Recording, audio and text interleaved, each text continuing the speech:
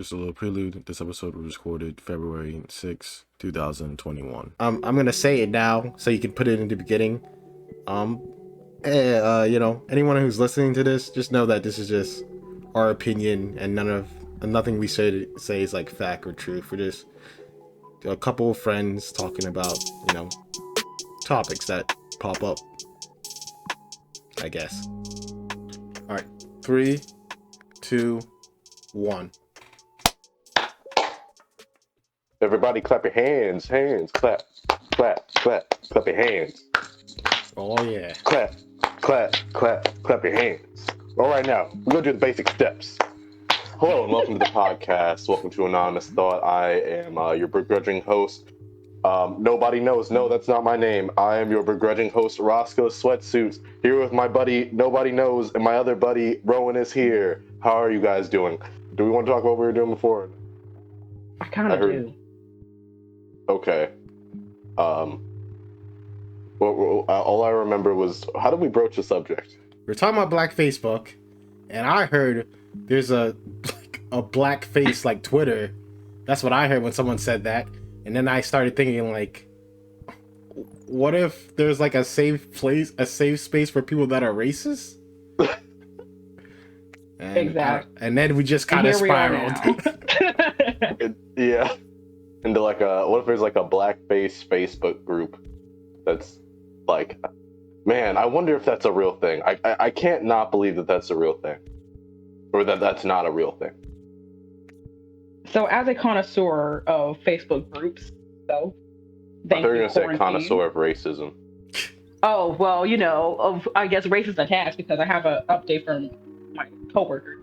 But there exists a group that fetishizes minority groups, or several of them actually. And it all started because I was trying to get into K-pop, right? Which I guess is a great segue. But I'm not saying, audience-wise, if you like K-pop, that's cool. I'm not saying you're fetishizing that.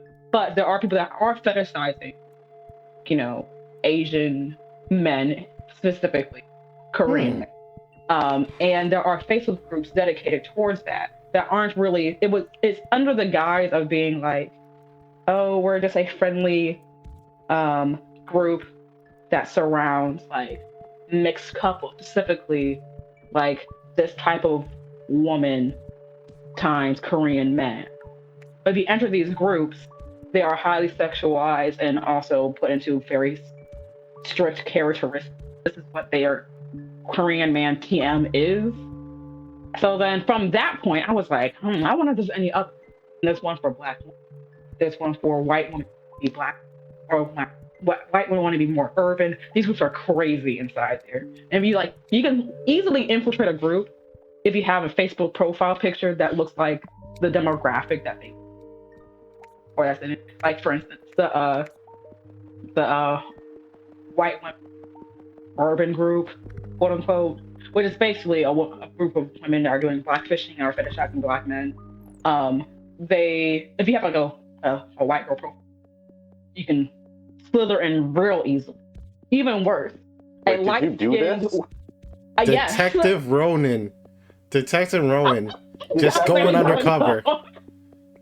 Case closed. I was like, I gotta know. It's 3 a.m. I got nothing to lose, and someone already hacked my childhood account.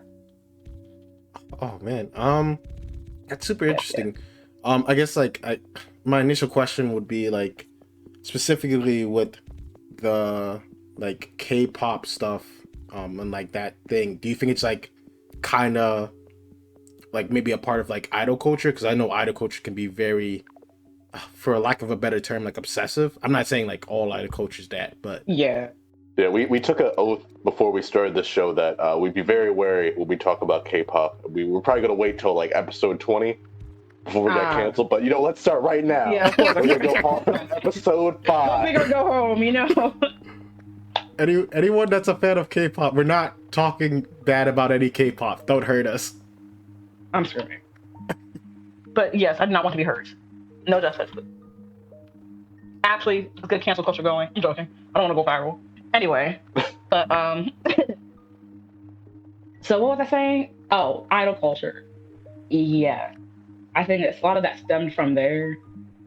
Uh, because, like, for instance, there was a couple of posts I saw that was, oh, my boyfriend looks like blank BTS member, not BTS, but they would like, and all the girls in the in the comments would like be like, oh my gosh, this is great. My boyfriend looks like this person.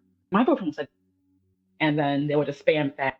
And another thing that was a problem with that is it wasn't like there were the Korean counterparts in the group. It was only of that. It was only the women that had Korean boyfriends. Another similar, I guess, more familiar one would be the groups of fetishizes mixed kids. Sort of like, oh, I want a mixed Oh, kid. It's like the same sort of energy, but with Korean boyfriend. dude, that is so You know? prevalent. Yeah. Yeah, it was very strange, very deep dive. I'm currently out of both of those groups. One of them, they found out I was a black girl. And like, You've been compromised. I was like, oh God, I'm out. Get out, Rowen. You've been compromised. I was like, oh no. What you mean you found my real Facebook page? So I was like, yeah, I gotta go before they start hazing me. You know, so I'm not in those anymore. But it was a cool little month of quarantine where I was, peeking into other societies or other secret worlds in the internet. So long story short, I am very positive there has to be a black face somewhere on the internet where they're safely able to. Oh, I want to do this. I want to do that. Especially the white girl blackfishing group, like, or how to look more urbanized. There was a lot of girls like box braids and like cornrows. The usage of AAVE and like the foundation not matching any part of their actual body, and then like talking with the chicken neck wiggle. So like that was close enough to me. So I mean, I don't know, but yeah. Yeah, it's strange that like the internet is so when you're in the internet, you're like, man, like the internet's big, but it's like really, really big, right? Like it's really hard to know. This is probably an obvious statement, but I'm always surprised by the internet. Like I'm always surprised about like the new things I hear on the internet. Man, so like in these groups, is that just all that they post? Is just like pictures of like, oh, this is my boyfriend, or like, hey, this is me trying out these like new like braids. Like, does it ever like what is the commentary like? Like, what are the replies? Well, the reply, since it's kind of like that one theory that they use that another dark term. So you know how the Holocaust happened? Everyone wonders how could everyone, go so far? Was the groupthink mentality of like if everyone's there that has the same beliefs as you, everything gets more and more extreme. So of course in the comments people are hyping it up, or like people are like, oh, you're not, twanging enough, or like, yeah, you sound like these actual N words, and other. What? Yeah. Yeah. But since everyone in the groups thinks that way, those type of things don't get reported. So they're kind of just in their own insulated bubble on the internet. And so you see people like me trying to peek and going on. But Man, I'm glad I got my wetsuit on because man, that just made me real burnt.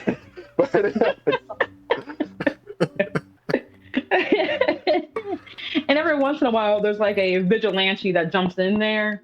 And either A says, hey, I like this group, but I really feel like this post goes a little too far, and everyone goes piranha towards that member, and they're usually kicked out by admin, and then the admin puts a passive aggressive message out saying, hey, if you're not comfortable with this, you knew what this group was about, and I'm not about to get zucked. That's just a term they use, which is Mark Zuckerberg. Getting zucked is being kicked out of Facebook or banned from Facebook for either a certain finite period of time or indefinitely. Anyway, but admin are very adamant about not getting quote unquote zucked by Facebook because someone was on content. So they usually, I guess, the group team mentality, they get kicked and then they're forgotten about. But either that or there's like people like me that would infiltrate the group and have their friends infiltrate the group and like try to start a coup online and just cyberbully them. But but unless you have enough people, it's not going to work. So, which I've done that before too, with another anime group. You seem like just like this like buccaneer of the internet that's like infiltrating all these groups and figuring out all this information. You just seem like a spy. See, like ever since Tumblr died, I had to figure out something else to like, occupy my time with. I am an OG Tumblr girl, so now I have infinite internet status, I guess. Dude, but, you're like Rowen Impossible. Exactly, Rowen. Exactly. Yes. Yep. My internet skills only grow every day. Are we allowed to cuss on here? Because every new shit post, I gain a life. You are allowed to curse. Man, it's really interesting the kind of like communities that form because of the internet, and you'd like to think that like, oh, these communities are just like, harmless. These are just people who have like these common interests. But then like when they get into like the kind of thing that your group that you're talking about, they become almost like tribalistic, like the extent where like what you were saying, they're like kicking people out of their tribe, and using their own like they're practically forming their own language. I don't know if Zucked is like a Zucked, yes. Is that just like a new? It's specifically like a new language Facebook you're just term. using there. Okay. So it's like I don't know what the equivalent would be, but like like tweets, how that's exclusive to Twitter. Zucked will be the exclusive to Facebook. But I guess you can say you can get Zucked on Instagram since he owns Instagram too, but it's mostly a Facebook. And only Facebook group exclusive. So you can be in Facebook and be a casual user and not know a certain lingo for Facebook, but like, or a certain Facebook admin related meme. Well, yeah. Well, like this makes sense, right? Like, that's like the whole idea of a meme, right? Like, yeah. If you're not really into the culture, if you're not really like joining these Facebook groups that often or whatever, that idea doesn't really come up much. And like, I'm guessing these admins has at least experienced or heard these stories about other people getting like their accounts shut down for a time or whatever. So Yeah. it's obviously something that's like, like you were kind of saying earlier, Roscoe, like a very like tribal specific or activity specific lingo. Yeah. Yep. Yeah, man, that is super. What were you? Do you have something? Nobody?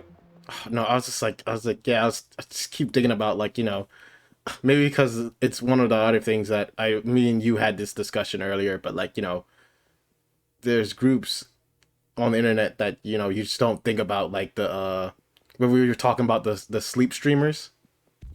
Oh, What? yeah. Yeah, man. Sleep streamers. When everyone said like, you got to get up and get to work. That's a lie. You got to go to sleep to get money.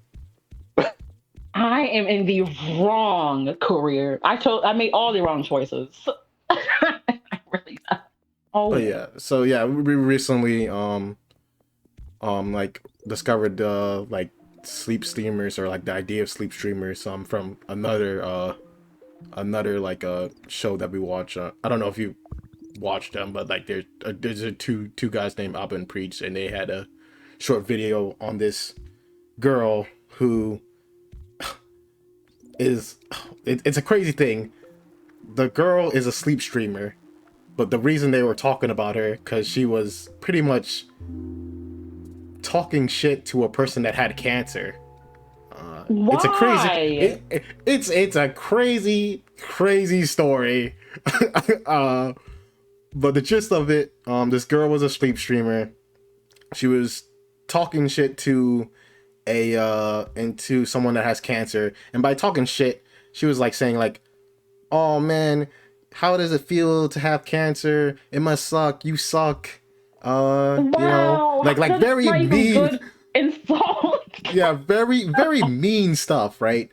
And even in the video, she was like even like saying like, this video is not gonna get shown up to my audience because I don't want to get canceled or whatever. Wow. And then she continued to talk shit about this girl or whatever. But shortening the story, pretty much, she was doing one of her sleep streams. Her dad and her sister got in an argument. Some words were said, and like people were able to figure out who she was. They doxed her. They found that video. They put it out on the internet. The dad lost his job because of it.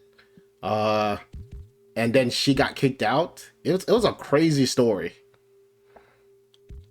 That's insane. And that's why we can't say something nice on anything at all. Yeah, well, you know, yeah. It's Or just don't be, awful.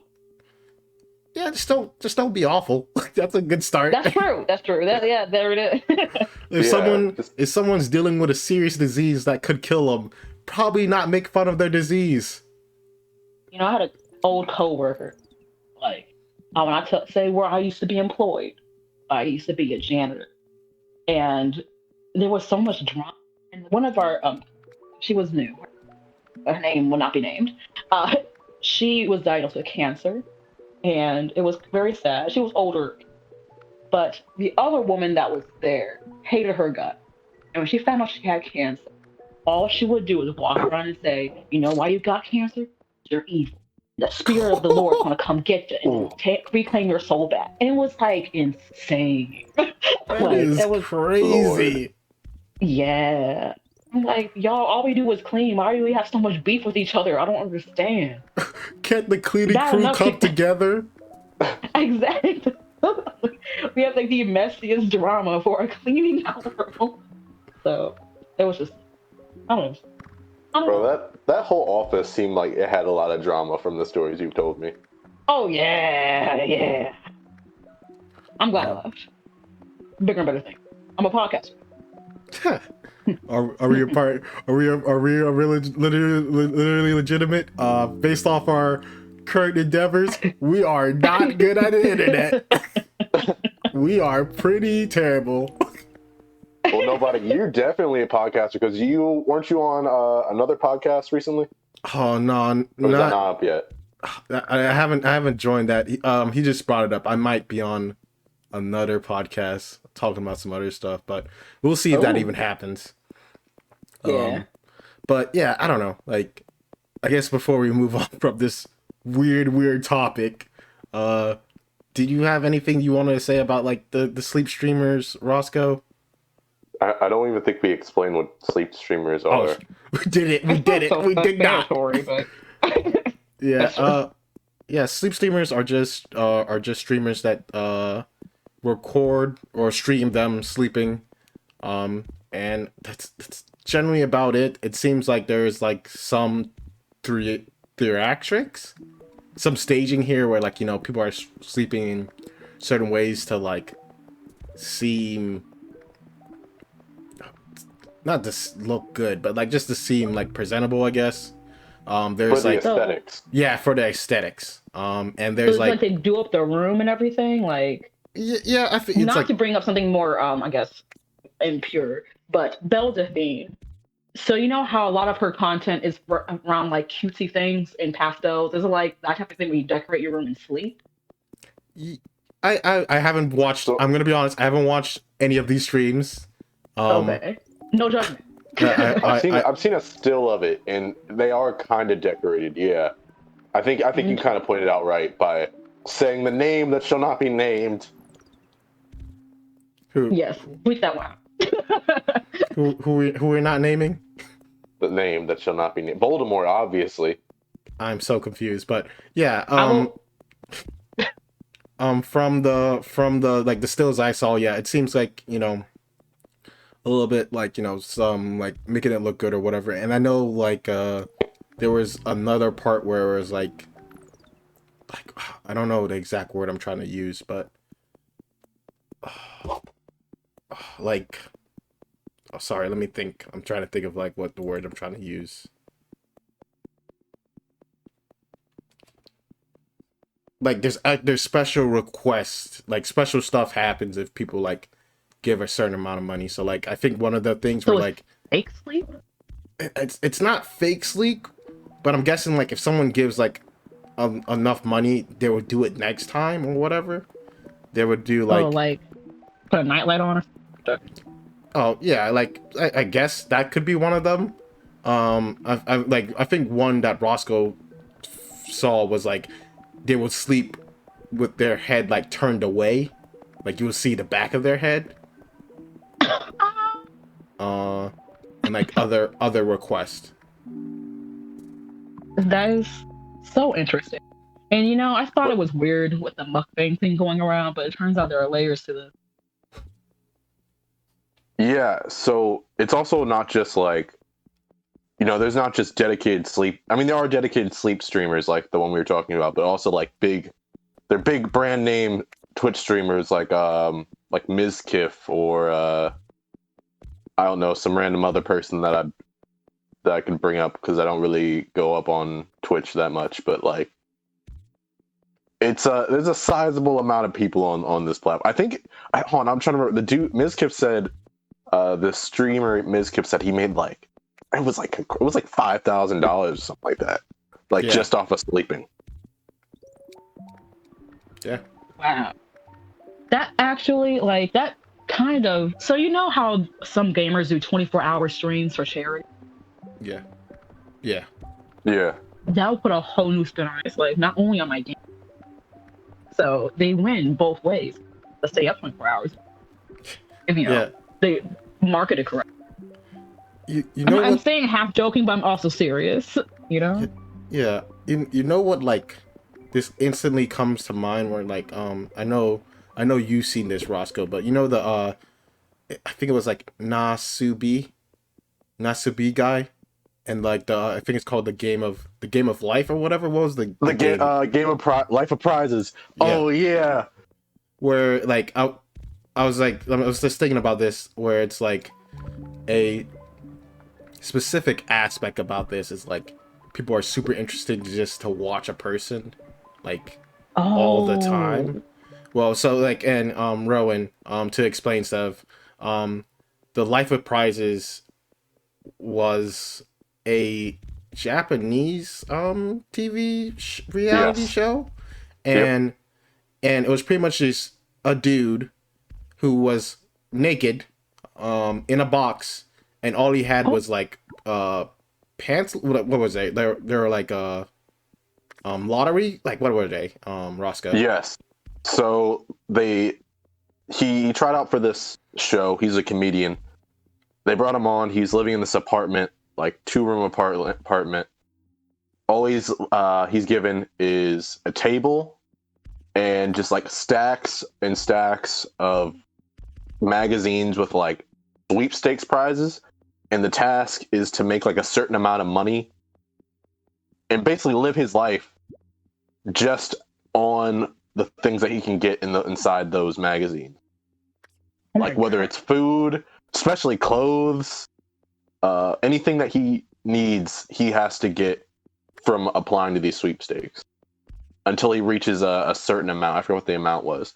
And then he would be allowed to rejoin society. But until then, it was basically like quarantine, but just him and naked, which is, I mean, I guess is probably a lot of people at some point during the quarantine.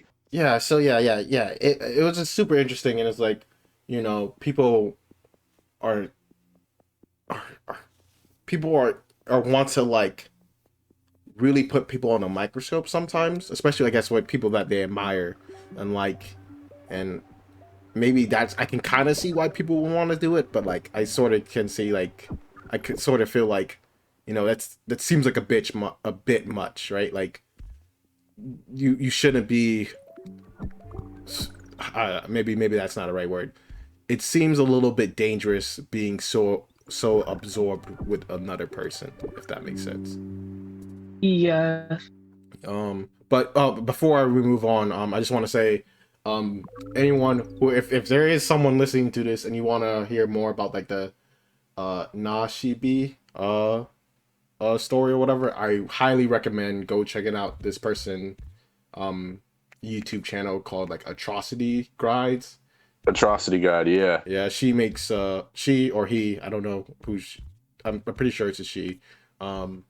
Makes like really really good videos, and she made like a good video about that. And that's where I first learned about it. Yeah, check out that one. Check out the Breatharian movement. Yeah. Check out what's the other one? There's another one that's really good. The one she did on the superhero.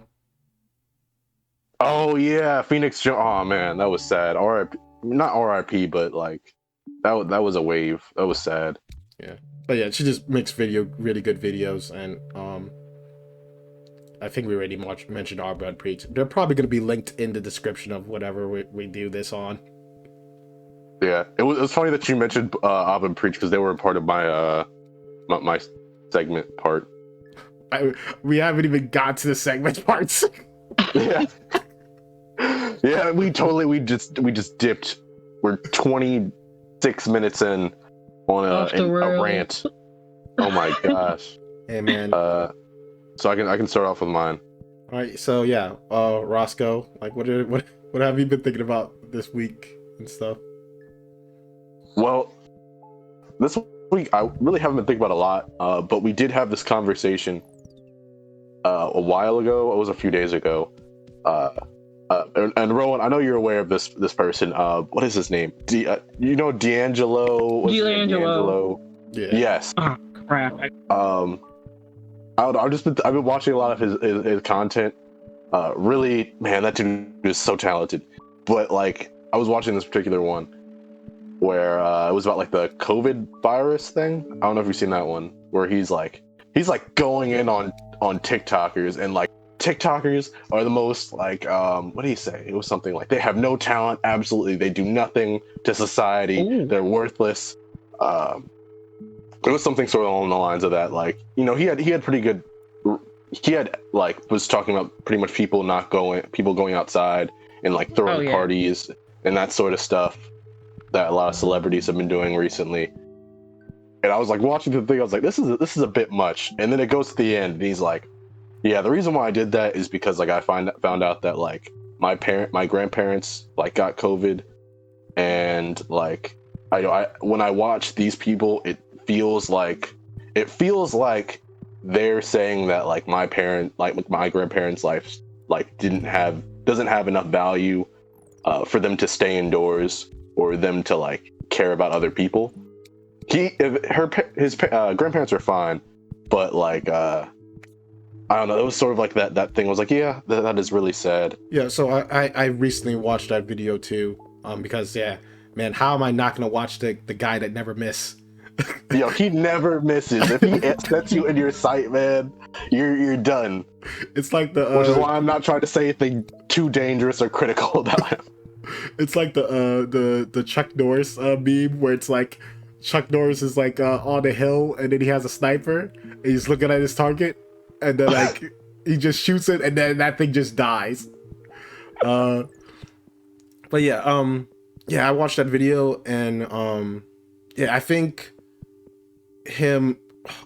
one part of the video that really got me is like he starts like explaining like how talking about this stuff is like really sucks, like it really hurts his soul. And then like he shows a clip of like announcers, like the journalists that have to cover this like every day or whatever, and like seeing them break it down from this.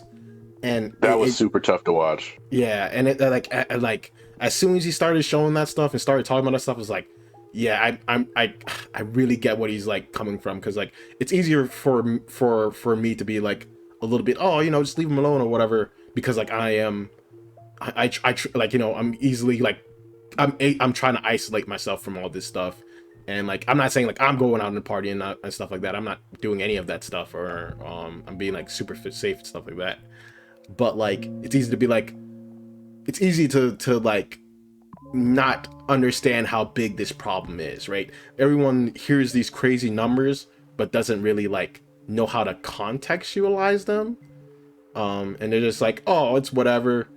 That's just a big number, and that big number doesn't really like apply or feels real.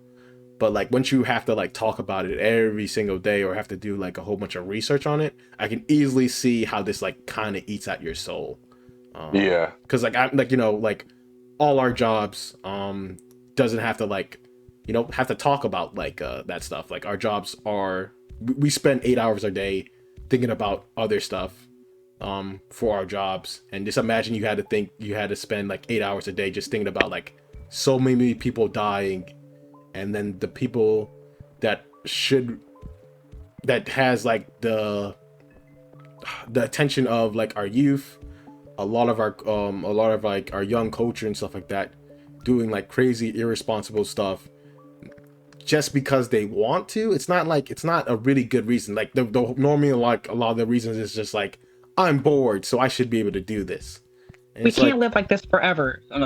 yeah, it's like well, you know, it's not gonna be forever, but you doing this is making it forever, right? Like you are, Yeah, exactly. like almost like directly correlating, like you're like you know, correlation isn't causation, but like, you know, you're definitely not helping towards the problem. Like I think someone said this to me, or it's like, I don't know, it was like someone said like, hey, you know, you gotta like sacrifice who you are right now to be like the person you want to be.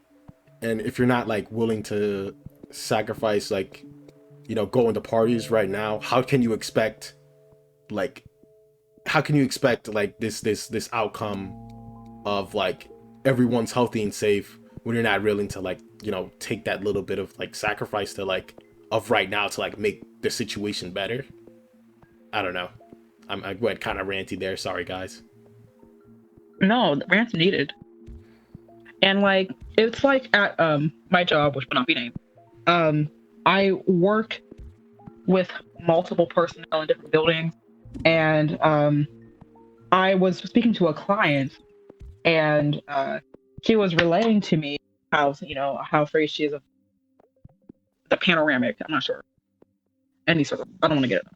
Anyway, but she was speaking about how afraid she is of the panoramic. Yeah, listening to her concerns. And then she explained in the 3 buildings we're going today, a total of 11 people died from the virus. And it was very jarring because, you know, I work in a large complex. And granted, most of the days I'm in my cubicle. I'm essential, by the way, so I do go to work today. But most days I am in my cubicle, or if I am away from it, I don't really hear about other buildings or even outside of the 8 people that I with. But even just stepping outside and, you know, hearing from this woman that, you know, she, who was also considered essential, is afraid because, you know, her coworker down the hall is no longer coming back to work because they are currently on a respirator. Like, It really does put things in perspective. Yeah. So, and then, you know, here I am. We're both stuck there together. We're like, well, who's next? Yeah. So. Yeah, and it's scary because like I know like the virus is like, you know, like not as deadly to like certain people, but like the virus is deadly. That's like the thing, right? Like you only if you know your biological makeup very, very well, no one can say like you survived this thing, right? And that's very scary to me, right? Like, Yeah. I know we're not particularly like older people, but like, you know, I'm not the most healthy person either, right? Yeah. I'm not like an NFL football star. I'm not like a politician that has like access to like unlimited healthcare and all this other like the best doctors in the world. I'm just kind of like an average overweight dude that has okay healthcare, right? You know what I'm saying? Like, is that gonna be enough to like get me a bed? And I think like no one knows, right? Nobody knows. Yep. Oh, I see what you did there. I didn't mean to do that there, but like it did happen. Yeah. Yeah, I don't know. Maybe that wasn't like the best example, but I guess sort of my question is like I don't know if you've ever like seen, because I think that's not a good example, because they like what I was talking with you about it when I talked with you originally about it being 30 minutes through, I was like, man, this guy's going really, really hard, and then like, you know, seeing the context of it, but I think probably a good example is like Alba and Preach. We've talked about this before, where they have like this or you kind of mentioned it to me, where they have like this sort of comment section in some of their videos where like they'll take like it's more so like a message that's like critiquing them, or like what do you say, it was like a message, it could be just anything. Yeah, so it's just pretty much like you make a comment and they like pretty much they pin your comment and people roast you. Like there's this one example. There's this one example where this kid, I don't know how old this dude could be like 50 and I don't know, but this dude like makes a comment and he gets like pinned and people roast him, and then he goes to another video and he makes another comment. He's like, his comment is like, hey guys, can you guys not do that, because it feels like a little like a mini cancellation party or whatever, and I didn't really like it, so can you like not do that? And then his comment got pinned again and he got roasted twice. Yeah, like, he's back, y'all, get him. yeah, pretty much. And they did. So yeah, it was like, it's a weird thing. Like I really respect Abba and Preach in a lot of ways. I don't agree with all the stuff they do or whatever, but like it seems like a weird thing to do. And I get like they're both comedians, so I get like they're trying to like, just be funny, and like, this becomes like a mini roast. But yeah, it does come like off as a little bit, maybe a little bullying, but I guess it's like, I don't know, things are weird because it's on the internet, right? Like is it I don't know, we do have cyberbullying, but I'm trying to say they recently made a point.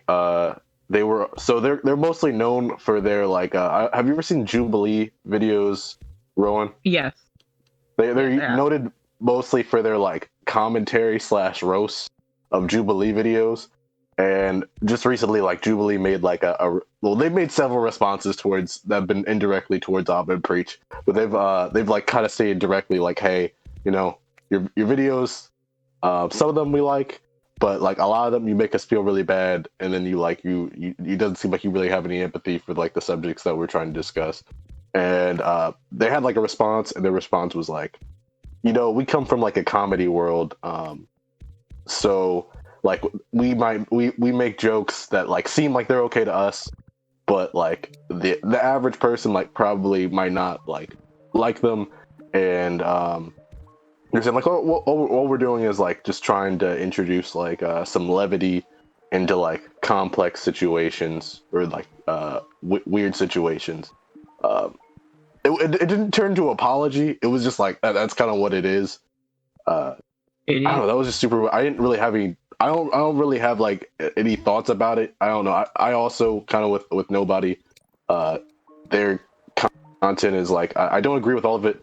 I don't know. I don't agree with all of it. I find some of I like seeing their mental gymnastics, and they're funny sometimes, or most of the time. But sometimes I wonder like, what is the line between like bullying and commentary and like objective criticism? Yeah. And like Rowen, Rowen, I don't know if you have watched any Abba and Preach stuff, but yeah, I don't know, like yeah, it's hard to say. I feel like I don't know, I'm not super what's the word I'm looking for? I'm not really like know where these lines stand, and I think people have an idea in their mind, is like saying like, oh yeah, I absolutely know what these lines are. But at least for me, like I have a hard time figuring out what they are. And maybe that's true for Abba and Preach, where it's like, they're comedians, like they were saying, like, hey, like, we have a hard time, not a hard time, I'm not trying to change what their words are saying, but maybe they have like a same kind of mentality and just make jokes and stuff like that. But also, it's like, I don't know, I am a fan of them, so I'm trying to not come off as like a defender of them, I guess, or whatever. Yeah. Or, what I'm saying? Like, I'm a fan of them. I think he has some, Abba and Preach make some interesting points. I think they make interesting videos about self-discipline. And like self-accountability. which is like, and I think especially like both of them, they both make really solid points of being like, hey, it's important to have some discipline in your life, where it be like a relationship thing or like a personal thing. And like these two people also have like, I don't know them, I'm not gonna even pretend to know them, but they do have like, they don't seem like they had like the easiest lives either, if that makes sense. Yeah. Hmm. It's Yeah. like, I hope this is, but what's that woman?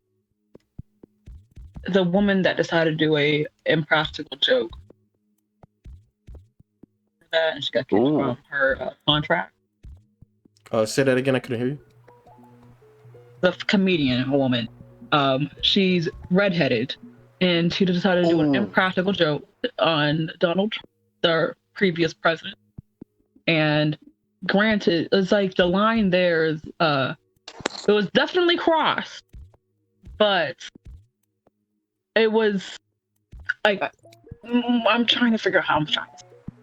Was it the one where she has a decapitated head of Yeah, Donald so Trump? that's it. I didn't know how that was like cool to say, but yeah, she was holding the decapitated head of Donald Trump, and people were like, "Yeah, we hate the dude, but like, we don't think this was."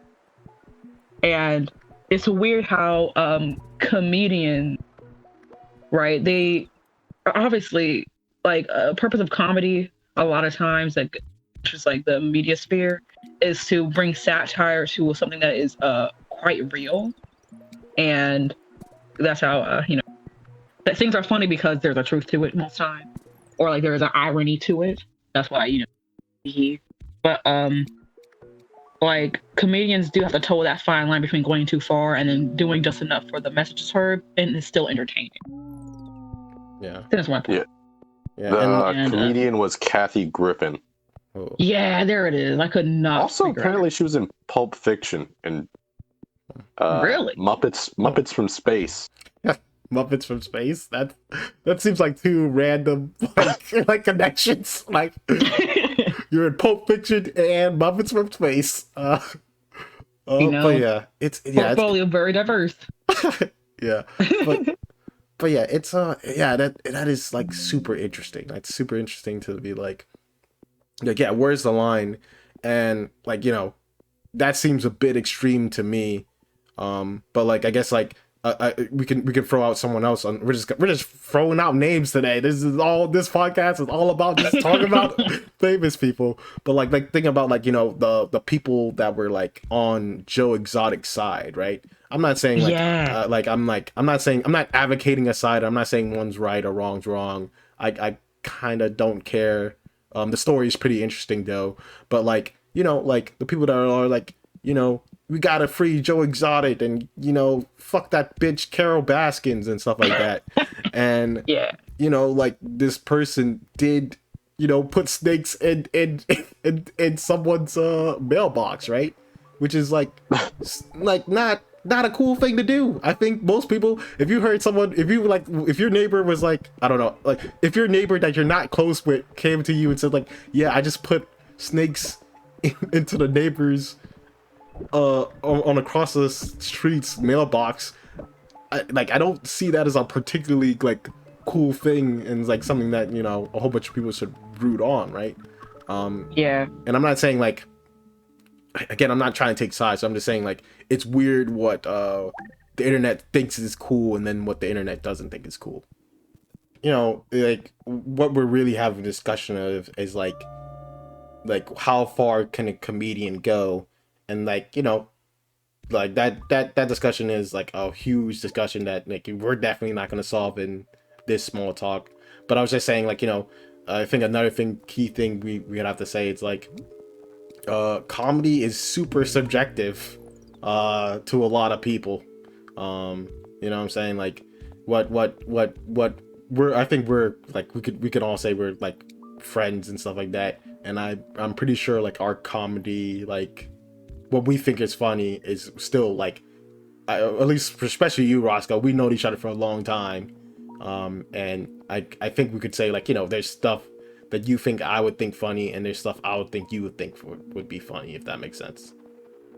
But yeah, I don't know. And who comes to mind to my head is right now, it's like Dave Chappelle. Is like, he's a comedian that I really, really like. But I can see why like other people don't like him as much.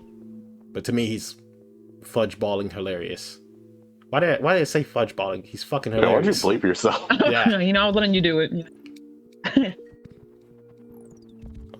But yeah. Yeah. Alright. Who wants to go next? Oh, go ahead. Go ahead. I was speaking of comedy, or offensive comedy, or offensive humor, or the line between what's offensive and what's not. So again, back to YouTube. There is, I guess like one of the underlying comments that you hear nowadays, like, oh, everyone's too sensitive. You can't be funny anymore and offensive. And I raise you, Brandon Rogers. Somehow, that man has probably the most vulgar content on the platform, but still has a massive audience and somehow has offended nobody.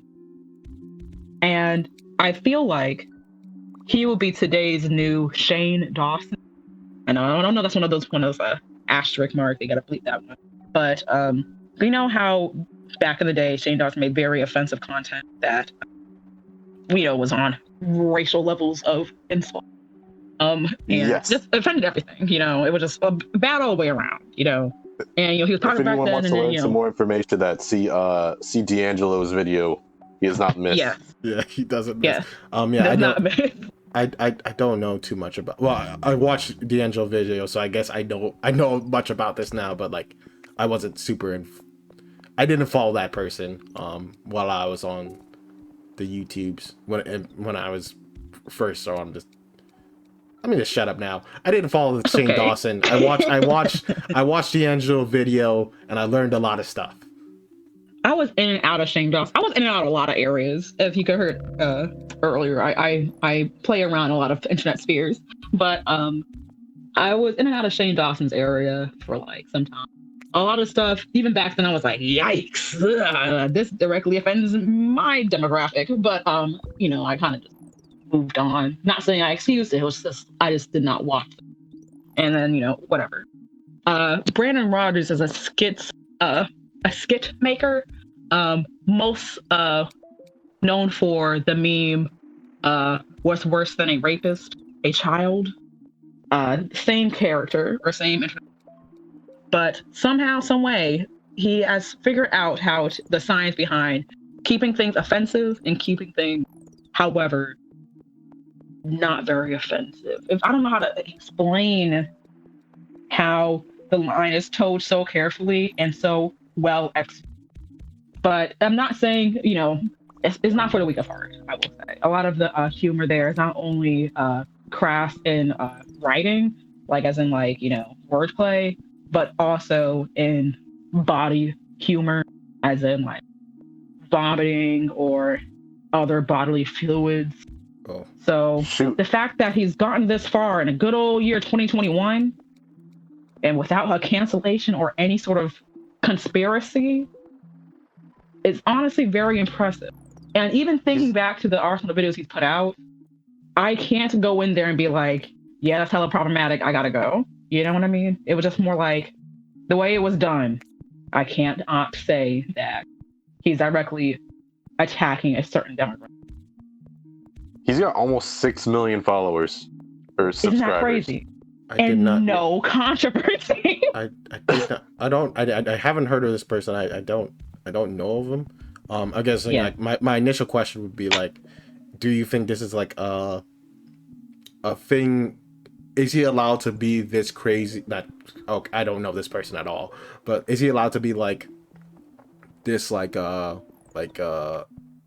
extreme with his content because he has an audience that like accept it?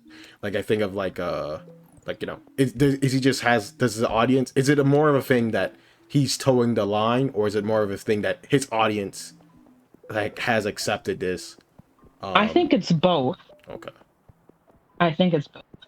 Another example would be, I guess he has a persona where he portrays a single mother, and there's no race relation to this single mother, right? But he's I guess dressed as a woman, pretending he has like a small child, and then the video is through the point of view of his quote other child, and the entire time is showing like verbal abuse, but the way the lines are executed, it's very cleverly written in that way. Very vulgar, but cleverly written, but also showing that like he's an awful mother in this at the same time.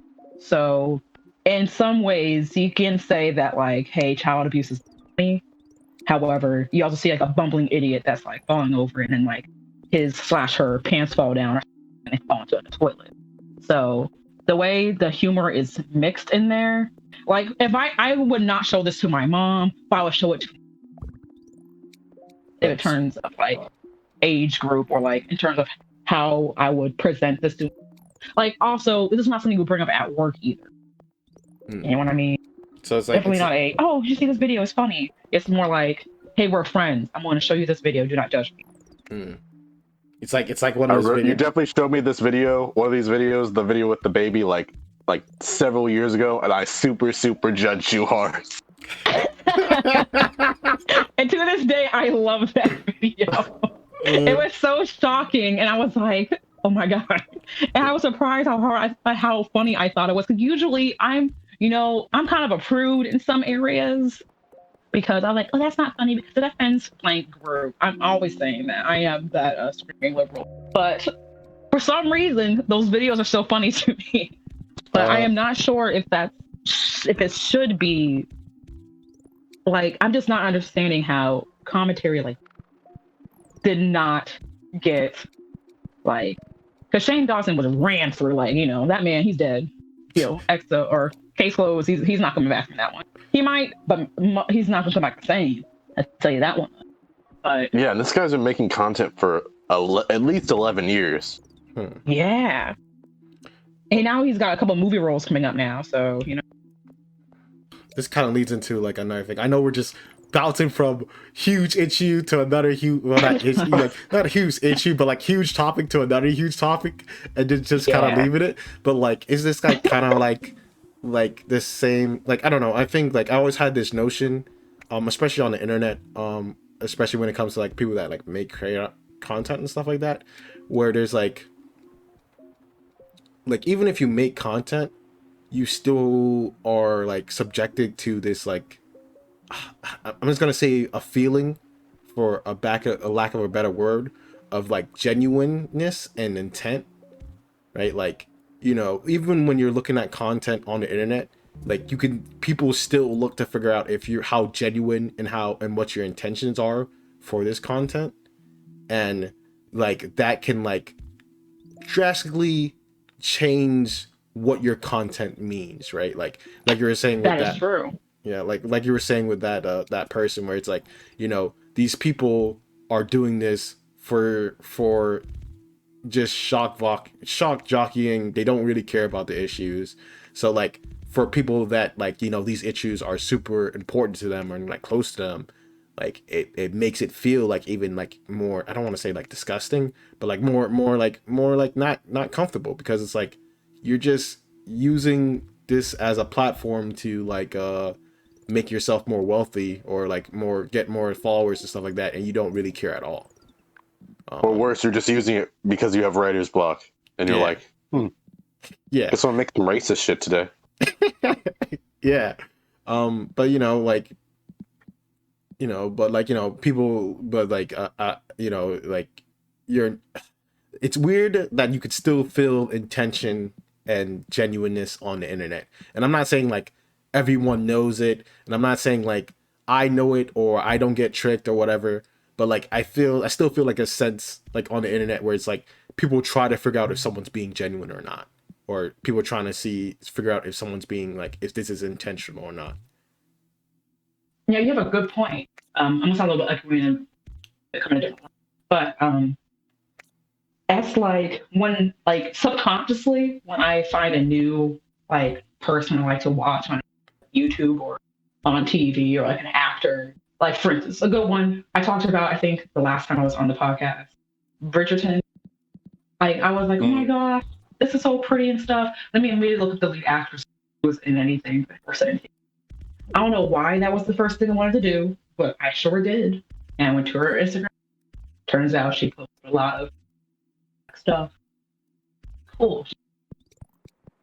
Or, You're cutting out. What did you oh say? Can you repeat no. that? I was saying that I went to go look up the actors or the lead actors in Bridgerton to see if they were involved in any controversy before I got my heart set on them, because I do get my heart set on a lot of things, you know. So that was my knee-jerk reaction to starting the series, and I do that a lot now. Like if I find a new YouTuber, like the commentator I spoke about earlier, Miasaurus. As soon as I found her channel, I was like, "Oh, this is cool." But since I've been burned very much recently with all these other like big name YouTubers, I want to know if they have any sort of like weird thing going on before I completely, stand for them, because I'm like an idiot if I, like, oh my gosh, I love her. And like, oh girl, she was doing blackface. And I'm like, oh, that sucks. Never mind. Yeah. But it is interesting how you kind of hope, or the intent of the person, or, you know, you would hope that you would hope for the good in the person before you start becoming a fan. Yeah. And it's kind of sad how cancel culture has evolved so much that you can go look at it now, or you don't have to, but you're compelled to look up the person before you. Well, yeah. Well, like, it's. I think it's also a part that, like, we live in a time where, like, I don't want to say we live in a time with no heroes. That sounds like super over dramatic and hyperbolic, but, like, we live in a time where, celebrities are get called out on, like, some seriously messed up stuff, right?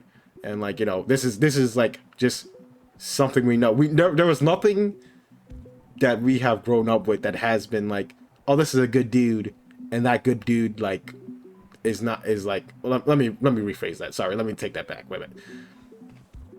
We have seen times and times again in our short life that, like, some of these celebrities and some of these people that have this power really, really do abuse it, and it can be very disgusting, especially when it comes from people that are playing a character that seems really nice, or like just acting really nice, right? Like, we live in a society where we see that more often than not, where it's like, people doing really, really bad stuff. And I get, like, no one's perfect, but it's just interesting that, like, we generally live in a time where, uh there are celebrities that has done some crazy stuff and now is finally, like, coming out, and it's super wild.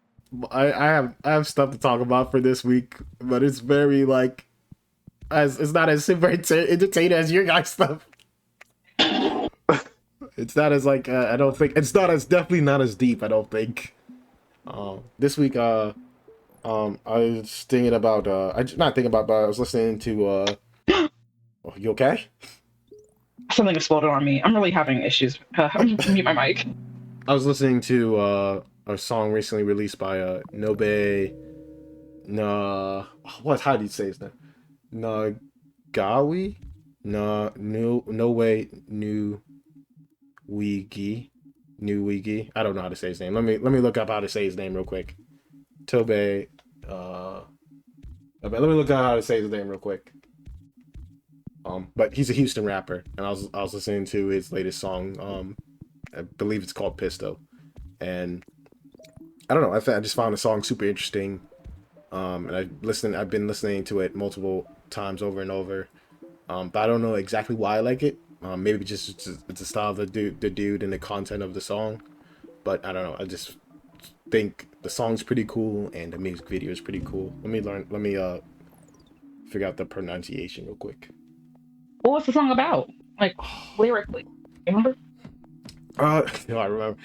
Yeah. So the song is about gun violence generally, but it's, like, not framed in a way of, like, oh, like, it's framed in a very weird way. Oh, man, what is the song about? That is a good question. I guess at least my opinion of it from, like, the few times I've listened to it, it's about, like, the difficulties of living in a place where there's like a lot of gun violence and stuff like that, and the education and kind of responsibilities of the people like that lives in that, and like how tough it could be, stuff like that. And it's like, being careful with who you trust and who you like entrust things with, and because you don't know how things can end up. And like there's a lyric on the song it's from someone who features, I forgot the person's name, but it's like, it's pretty much, he's talking about like this robbery that went bad kinda, and like someone, and like there's like some part of this where like a gun is found that's like fully loaded, and like he kind of says like, oh, want to know how I know this stuff? Is because like I know like my cousin or like this person like got the gun from me, and he was like, he just out of the blue asked me to have the gun or whatever, and then he did all this stuff, and then like I'm glad he like got rid of it, because now I'm not, because I reported it as stolen or whatever. Like it's super interesting song. I am butchering this. I am not even hitting any points. I know anyone that has listened to the song is probably saying, this dude's a complete idiot. I'm sorry, I haven't listened to the song too many times, and I think that's just general stuff. I just think like dude makes interesting points about like, being careful who you trust, and like how dangerous the world is. And, like even the hook is all about like, it's like pistol pump, like it's talking about like how a gun's fully loaded on someone's in someone's hand, and like, do you have like, I guess like the strength or the courage to be like the beast on these streets or whatever, like, like I guess like holding this power. Again, I only watched this today like 3 or 4 times. I just liked the song, and I just didn't know why, and I just want to throw it out. And I should find out the name of this person. Does that have anything to do with like the nature of like trusting people, or I don't know. I don't know. It might be not as deep as I'm taking it. But like this is the same dude that made the song Try Jesus, Not Me. Have An iconic phrase. Didn't you send me that like a year or so ago? I don't know. But yeah, I probably sent it to it. But like, I think that song is pretty awesome. I'll link to the song. I'm gonna try to find out his name. But yeah, the general gist of it, the dude's rapping style, and the dude that spits on this is, I think his flow is super interesting. I think he's an interesting rapper. Don't know much about him. I only know about him because of his Try Jesus song and a few other songs, and I just figured out today that he released a new song, and I was like, oh, that's a cool song. And I guess the other thing about this is like, their music videos are always like, do you remember like the Earl Sweatshirt music video that came out with his like latest album or whatever, when it was like, not latest album, but like I think it was West or something like that, or Morning. Remind me what it looked like. No, I don't even need to go into that. Are you talking about the one are you talking about the one that's like a bunch of songs? It's like he's got the cleaver in his shoulder. He's like a workout guard or something. Yeah, I'm thinking so, but I don't even need to go into it. His music video seems like it has a lot of symbolism in it. But yeah, Tobe Nwigwe seems to be pretty cool artist that I didn't know about too much, or at least I didn't know too much about him. And I discovered one of his songs this morning. I've been listening to it quite a bit, and I think the song's pretty interesting. I listened up to the first stanza. Anyway, to the hook. I listened to it. And so far I like it. Yeah, I think it's pretty dope. I think there's a lot of stuff going there. I think it could be interpreted to being very deep. But I'm no Anthony Fantano. Roscoe's. or I'm terrible at music in general, but you know, I think what he's spitting is pretty interesting, and I'm gonna look deeper in his catalog. Yeah, I know. Speaking of music, um, throughout quarantine, I've what I've been doing is like finding like whatever Spotify, whatever artist is recommended to me on Spotify, I'll click it and go through their whatever newest album they got, and then keep going through it, rinse and repeat, right? And there's a band called Enter Shikari, Enter space Shikari, and I was listening to the album they just came. Let me go and make sure that let me get a podcast. Yes, my playlist. It's called. Oh, don't play it. That was a really Don't crazy the Bump B album. feature. What? I was saying that was a really crazy feature by hip hop legend Bump B. Oh yeah. That's one who featured. I can't believe I blanked on that name. Oh, man, But, I'm gonna get so burnt. why did I even bring this up?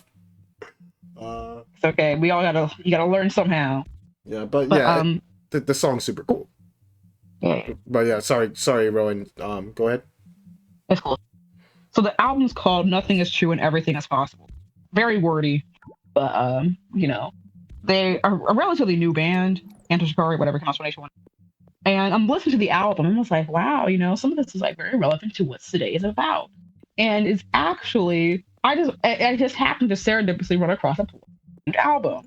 So it's about the state of the world today. Specifically, it came out I think around April, right?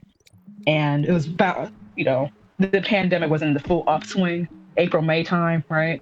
And it was also the peak of like political stressors, Black Lives Matter movement, things going on in the world, whatever, right? And the album has a very artistic way of bringing it up, and like, what's it called? Like for instance, hold on, me.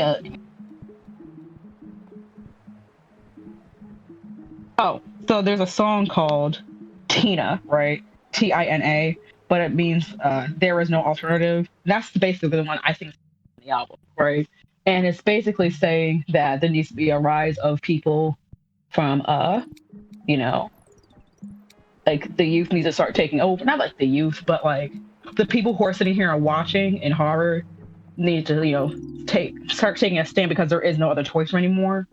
So either way, I sound very, getting really into the political aspect of things. However, I thought it was a good suggestion if anyone wants to feel, I guess, pumped about, I don't know, anarchy. I don't know. Take a listen. Anarchy. It's gonna make you kick a speaker. The album was pretty good while I cleaned my room. It made me feel very motivated to keep going. So. Now we have made it to the final person. Rowen, what have you got for us this week? Oh boy, what do I have this? I don't know. I kind of talked about. I was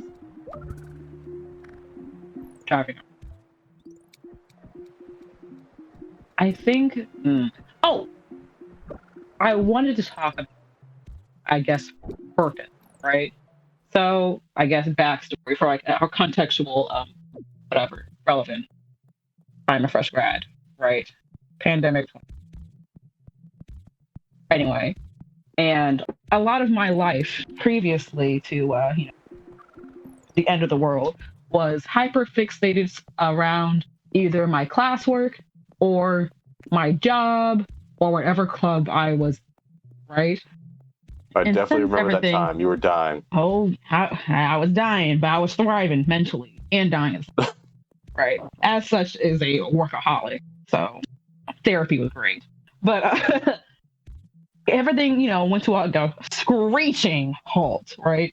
I described it like, a running train, right? And someone drop kicked me off the side of it, and then me tumbling through gravel, and then probably hitting a couple of bushes and a random raccoon. And then after that, I'm laying there, and I'm covered in crashes and stuff. And I'm like, what now? I got kicked off the train. I'm stranded, right? So I don't like giving up easily. I don't give up easily. So now I'm in a weird state of mind where it's like, it's time to find a new thing, right? And it's given me a lot of whirlwind of emotions of like, oh man, my identity before like, all this happened was being a school kid. And then if it was not the school kid, it was like I was a vice president of some certain clubs, whatever, that currently are meaningless to me right now. It no longer exists. And how, it's so weird how certain things that mattered so much to me is just suddenly ripped away. But I am still here, and I'm still present, and I'm still kicking. So that is to say, I need a new thing. And talking to other friends that have also graduated, right? And, or moved on from school in general. They've said, oh, yeah, I went through the same thing you did. It takes about like 6 months for you to bounce back and get your footing again. I'm like, I don't know, man. This is like month 7, and I'm still feeling, I still got some wounds. You know what I mean? So that is to say, I think there might be a lot more pressure on finding, I guess, a purpose or like a new identity or something. It's like when people tell you what you want to be when you grow up, and you don't really know, but you kind of say doctor so the people can go away. Yeah, I don't know either, because now I'm realizing the job I am in, I don't like either. So I'm like, oh no. So it's like everything is like, it's like everything that I was fundamentally like grounded in is now gone, right? And before I believed that if it was ripped from me, I would crumple. But here I am. So I guess it's a good motivational thing. So if anyone's out there listening that is currently lost or something, I would say, I'll raise you this. You're still gonna be around and not very as lost as you think. You just gotta make a new path, But like I'm so indecisive, I don't know what path I want to go to. So it's just like a constant circle of I don't know what I'm doing. So do you anyway, think... so is anything what? Oh, I guess my question was, do you think this like lostness is like exacerbated? Do you think it's losses? Yeah. Do you think it's like losses like feels more intense because of like just like the pandemic and stuff? Oh hell yes. Okay. So this leads to my I guess my series of let me try new things. So first, I went to the gardening route. I just go into horticulture. I now have a ridiculous, extensive knowledge on, oh, this is what this plant does. I could probably make a salve and save someone from an amputated leg. You know what I mean? But I wanted to further my research I've been doing independently by trying to do a foraging class. Oh, I got cut out. Yeah. Well, I wanted to further my independent research by trying to do a foraging, right? You know what? COVID says no, so I cannot. So it kind of rode to a slow halt. I am still in foraging groups on Facebook. And, going full circle, I am in several groups. But there's that. So then brought me to my next point, which is like, what's it called? Spiritual enlightenment. Yes, I brought home many books to try to read this before I can try to become enlightened while I'm sitting inside doing nothing. And at a certain point, right, you kind of overthink yourself to a point of enlightenment or whatever, where you're like, dang, is this realm even real? Oh my gosh.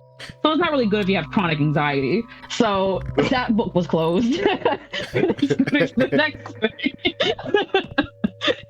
So and then the next thing is now art and writing. I've always been into that kind of stuff, right? And I have my own little portfolio of things that I enjoy, but it's hard to get out and do more things with it because there are like writing centers and groups near me, but everything's now virtual. And the class size is very small for some strange reason, which I don't know why. You can have a Zoom conference of like 60 people, but you can't really get into. So it's like I get like halted like every step, which is very annoying. So I guess that's where I am. But that is to say, why is finding a hobby so important? So a purpose, right? Why can't I just, live and vibe like a CNN? I don't think I'm built for that. But then again, what are we built for? So that leads to my deeper thing, right? So back in our hunter-gatherer days, we were born out of some poor woman who might have lived through childbirth. Who knows, right? And then you grow up till you're able to stand up long enough for you can help mom gather berries, right? And if you're like, a dude, you got to go out there and like hunt a fish. I don't know. And then you grow, you live, you work to eat, then you die. And then there's the what's I think it's Pavlov's hierarchy of needs. This is that little triangle where you go from self-sustaining and then till you get to like work purpose or work fulfillment, and then like love or something, and then like higher enlightenment, right? And I think that I'm lost somewhere in that triangle somewhere, right? Because I no longer have to really worry about like, I don't have to go outside, be born, and then hunt for a berry, right? I'm good. I have McDonald's at the street, so we're good there. I have a job. Does it give me fulfillment? Not really, but it exists. I have money. I can drive around. Boom, done. Socially, it's kind of like weak right now because, isolation. Everyone's scared to hang out. I am scared to hang out. Someone died in my building. So there's that. So that's kind of weird. And then, what am I saying? The love thing. Valentine's Day coming up. Your girl's a part of the singles club. Is fine. I'm not worried. Hey, singles club. In that club. Hey, look at us. We're Some things all never change. You're gonna die lit and alone. It's okay. So there's that part of my triangle still kind of empty, but there's already cobwebs there, so it's not like it's anything new, right?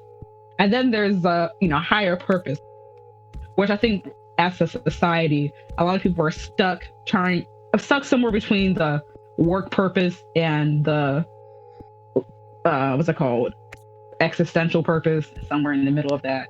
So I've just been, I guess, mentally simmering between those three stages as of right now. It's like, if I can't get this thing right, the work part, then maybe I should this part. And that pisses me off. So then I go work essential things about like books I've read, and then like trying to find a bigger thing than just me going to work every day and somehow asshole. And then after that, I'm like, well, I can't really feel that. So I'm stuck in a circle. And I'm like, is this just like, am I supposed to be doing this till I die? Because like previously it was like hunt and gather till you died. And now it's just like, think in a circle about your existence until you're dead. I feel like we got cheated. Long story short, we got cheated. So, that's what I've been up to. One of my quarantine thoughts, you know what I mean? Yeah, but it's that's super difficult, and like I can understand from an extent where it's like, I feel, especially, I think Roscoe knows this quote well. It's a Childish Gambino quote about. I know all Childish Gambino quotes. the one about like talking about the internet and how it's like the internet was supposed to like make us all closer together, but I feel like more lonelier than ever. I think it was like that quote. Is that the right thing, Roscoe? Yeah, you pretty much had it right. It was like, the internet was supposed to bring us together, but I feel more alone than I've ever been. Yeah, and like I know that song. Oh, it's not a song. It's an interview. Really? I feel like that was in that one album that has. What's it called? It's not from Because the Internet. Oh, okay. That's what I'm talking about. But that is the premise of that was kind of the inspiration of the album, though. But yeah, I was just saying like that sentiment, the combination of isolation and like the idea of like purpose, like what are we supposed to do, or like because like you were saying, like when you're in school, there's always like an overarching task of like you gotta finish school, or you have to like be responsible for the club or whatever, and like you still have those tasks when you get out of school, but like especially with like the isolation that's happening now, it's hard to fill yourself with tasks outside of work to make you like, I don't want to say just feel good, but like feel complete. Yeah. I sort of get that, because like the thing that I was kind of like using as that placeholder is a sport that like literally demands like touching someone, and like, so obviously I'm not gonna do that sport while there's like this out there. And like now, since that's gone, like I feel, I don't want to say I feel worse, but I definitely feel like I'm not just like, I was going there and I wasn't thinking about it, but now since I'm not going, I'm thinking about like a lot of things now, if that makes sense. Yeah, I feel that. Yeah, and like, I don't know, It's like, you know, before there were a lot of distractions around, that whether they were like distractions that were good or bad, it were just distractions that could keep your day-to-day going. And, you know, you lived mildly peacefully, but it's kind of like a blissful ignorance type of thing. And now that moved, you're kind of forced to confront things that you didn't really have a reason to confront or had time to confront mentally, I think. Oh, my earphone disconnected. You sound clearer, actually. Yeah, you sound even clearer. Really? Yeah. Yeah. Well, I guess we'll keep it like this then. But yeah, I think it's a super difficult question. I definitely don't know.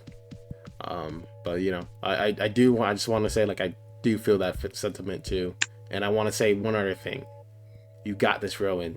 You know, everyone feels lost, but you know, we're all just gonna feel our way through the darkness until something happens, I guess.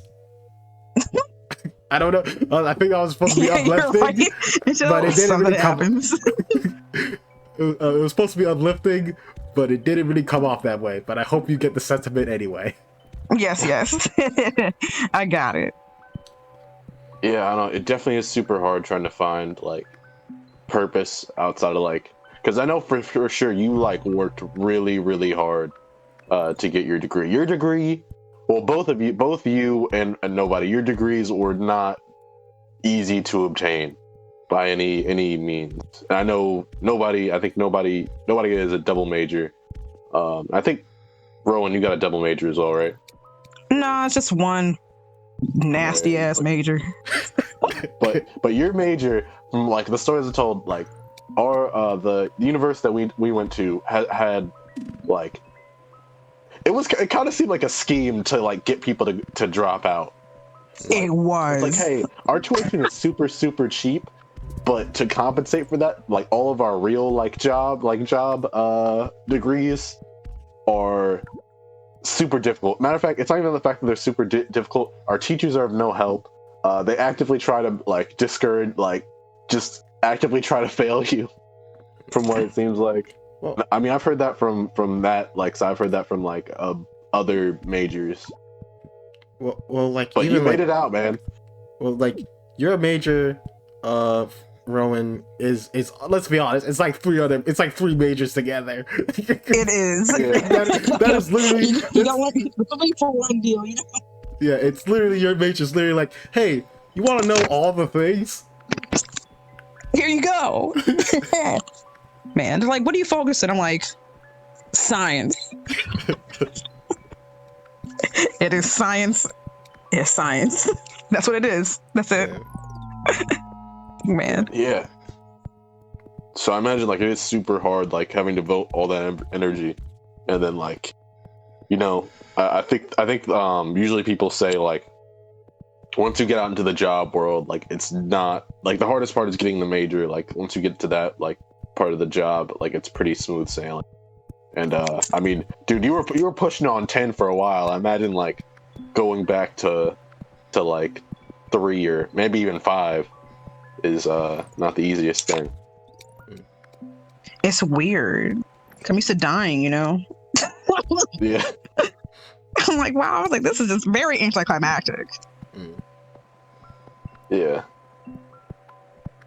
I imagine like if you're focused on that like one thing, like yeah, it is super easy like not to notice like all the other things in your life, because you're just that like one thing takes up all the resources.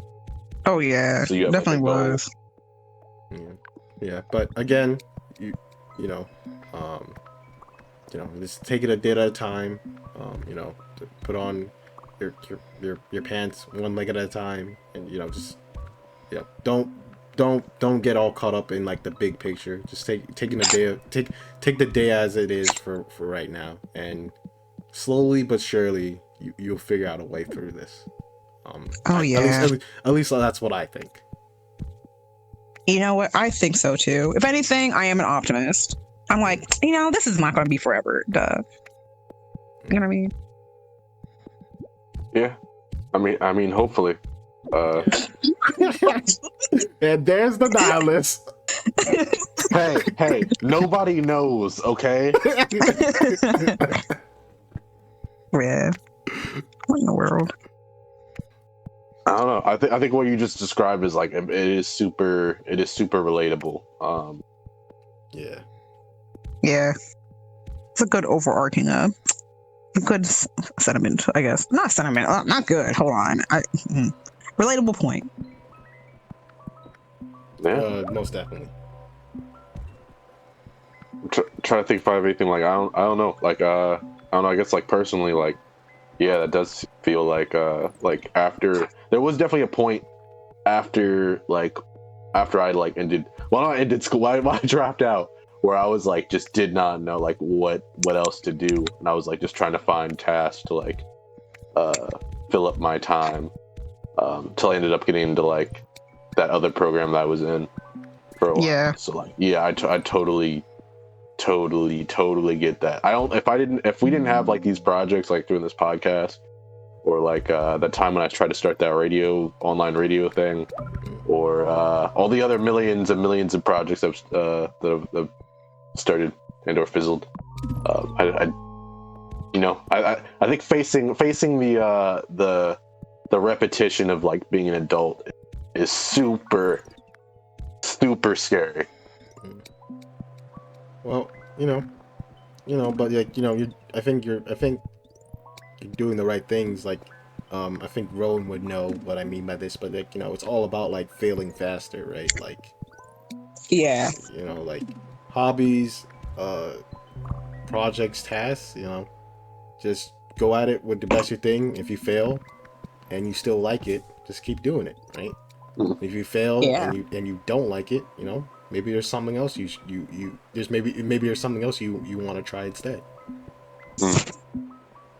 But does anyone else feel like that? Like I don't know, do you ever get to the point where you're in the swing of like doing your job that you realize like you come to the point like, hey, it's possible, like unless I do something really stupid, that I could be doing something like this forever and ever, every Monday through Friday for the rest of the foreseeable future. Yes. Well, wait. Did I want to? And just like that I think that he's trying to say like just that idea. Like, do you like see that idea? I guess. And I'll go and say this first. I kind of think about that every single day I go to work, right before I leave the car. Like every day I'm like in the parking lot. I'm like, man, I don't know, right? Like, yeah, like you go from like when you're a kid, you on a daily basis, you are everything. You can be everything. One day you're playing with blocks and like, yo, I'm a constructor. The next day it's like, I'm gonna be a chef and I'm gonna put glue in these pasta noodles. And then the next day, you're like, you're a police officer, I guess, like hitting your best friend over with like with a stick. Like there's just so many different things. How's that different from any other police officer? Like every other police officer. But like you could be like anything you want when you're a kid, but like once you get older, it's just like there's like a funneling down to like now you are this thing. Like this is your role in society. Do it till you die. Thank you very much. And if you work really hard, you may or may not get Social Security. But let's be honest, we're probably not. Yes. It's looking pretty rough. I think that I think what you're saying, Roscoe, is another like sentiment of like people, I think people are afraid of getting stuck, and I think that's like not an unreal fear. Like, you know, people get stuck in multiple different ways, through like either like small actions, big actions, or inactions, right? Like, you know, you could do something when you were like 15 and it could ruin your whole life, or you could be in a job, you can have a job at 17 and just do it for 40 years, and then like when you're 41 you realize you've been doing a job that you hated for like 20 years. That's my worst fear. Oh my god. Yeah, and like the more scary part is like, yeah, we don't know. We're too young to know. Yeah. Man. That just It's sucks. like wild. It's like I'll be at my work desk. Thankfully, no one knows who I am right now, so it's just a great way to vent this out. I'll be at work, right? And I'm like, you know, sitting there doing nothing on my computer, right? Just like scrolling through Facebook memes, because, you know, or investigating my Facebook groups. Put on your detective hat. And I would, you know, catch up on whatever like paperwork I had to do. Someone will come to my cube and be like, hey, this problem came up and ABCD thing needs to happen. You need to go fix this. And then I get filled with this overwhelming feeling of like, why is my life this way? I hate it here. Oh my God. And I was like, wow. You know, I want to like look at the camera and be like, look, here we go again. Like the CCA. And it's like, I was like, where do these feelings come from? And like, there's this girl there, right, that I work with. And she's like, I'm going to be here. And you know what I can positively say? I have never worked at a place where I could be able to say that. And I had many jobs. So, and I'm like, I wish I had the same sort of like fulfillment that this girl gets every day she comes to work. She's like, you know, today kind of sucks, but you know what? This is my home. You know what I mean, Rowen? And I just sit there and stare and smile because I don't want to lose my job. I was like, it's so crazy. There are people there. I have a coworker that's been there for 20 years. He's like, I'm about to retire. This was a great run, you know, like I'm real happy with my life. And I just can't imagine being at some place that long. I get bored so easily. Yeah, but you know, I know the sector that you like, you kind of work in and like thing, but you know, some people are okay with that. Like some people can have a perfectly happy life, staying in the same place for 30, 40 years. Yeah. And like, as long as they're, you know, they're doing, and they're not doing anything wrong. They're doing, providing for their families, being responsible, and like, you know, they're happy that way. And there's nothing wrong with that. But you know, I definitely, for me at least, it is kind of scary where it's like, I would like, I think I guess like this is a two-part thing. I think me doing a whole bunch of experiences will be good for me and like make me better. And you know, I think, you know, it would like really challenge me and test me if I do a whole bunch of experiences. And the other thing is like, I would hope I'm one of those people that do it, because like, you know, I any way you slice it, you know, for that stuff to happen, it takes some action from yourself. Like, you know, it's you have to fight against comfort, right? And I'm guessing, like you know what I'm saying, like I'm pretty sure you, like, even if you don't like your job, I'm pretty sure that you're like crushing it at your job easily or whatever. Yeah, it's not very complicated, so yes. And you know, like, and some people want that. They just want to have a job, and like, you know, job pays well. I go to work for 8 hours and I go do the stuff I want to do in my spare time, and there's nothing wrong with that. And like, you know, but like, if you want to get out of that, you have to literally have to fight comfort, right? Yeah. Which is weird, right? I want to be comfortable too. Yeah. Yeah, it's like the alternative of like having your job is like like not having a job is super scary. Especially like, you know, as we get older and we get more independent, like the decisions that you make have way more consequences. Yeah, but like even like right now, like having a job in the current environment we're in the pandemic. I don't know when this is gonna come out. Maybe by the time this comes out, everything's cool now. But you know what I'm saying? Probably. But yeah, like the time we're having discussion is like in the midst of pandemic, and like I knew people that like were like just graduating school as well, and like, you know, couldn't find a job, and it really sucks because I know how much debt they're like. I don't know exactly how much debt they're in, but like, you know, they're generally probably in a lot of debt like me, and like they don't have a job out of school, or they're still looking for a job, and it's like it's tough. You know, how do you find a job in an environment where tons and tons of people were forced to like quit their jobs, kind of like there's no work to had, like you left school and there's no work. Yeah. Seems so scary.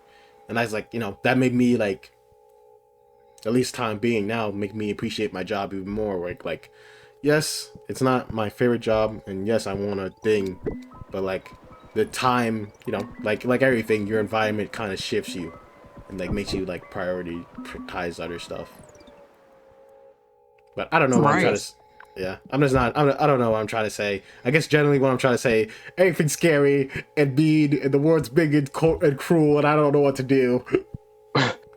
Yeah, yeah, man. I like my job, but like, I like my job. I really do like. I like my job. At least for me, the work that I do feels very fulfilling. A lot of the times. Sometimes there's certain cases where like sometimes I wonder like there's like nothing I could do, like particularly like in certain positions. But like a lot of the time I do feel like pretty fulfilled with my job. But sometimes I do have that feeling. It's like, oh my gosh, like what am I going to do next? Like there's got to be something else, or like how do I move like beyond here? Because like my job doesn't have like a lot of like the path to upward mobility is like really weird, for lack of a better word. But yeah, do you have any other things? I don't think so. I have something to say, but not on the podcast, about my one of my coworkers. Because the saga continues about that one guy. I can't wait for this. If you have listened to either one of these podcasts, like in any way, congratulations, because you might have just beat the algorithm. Thank you for listening, if anyone is listening, and you're a really cool dude, gal, or person. We should plug. What are we plugging? Well, I mean, we can plug the Rezero show for sure. Random Talks.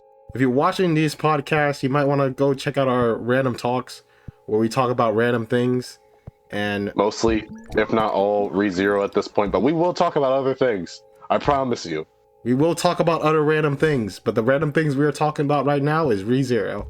It was meant to be a short series, but then we realized that we could talk for hours about this one show, and we do pretty much every week. So if you're interested in that show and you like just putting on something to listen to, that's something that we'd say check out. And we have some more content we will release eventually at some point in time in the universe, but not today. But look out for it. Yeah. I just want to also shout out Rowen. Thanks for coming in. Rowen I love being here. You know, it's always awesome to have you on, and anytime you feel like coming back on, let us know. Oh yeah. Yeah. I love rambling. Well, that was our show, man. Thank you all for listening to us, and until next time, take it easy. Take it easy.